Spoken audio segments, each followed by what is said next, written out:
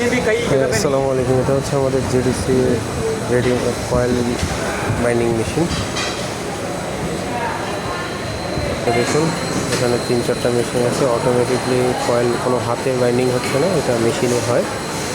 আমাদের JDC pumps and মোটরসের একটার পর একটা টার্ন, কত টার্ন লাগবে কী করবে ও সব মেশিনে করবে সেট করে দেওয়ার পরে। এখানে সব সেট করে দেওয়া আছে।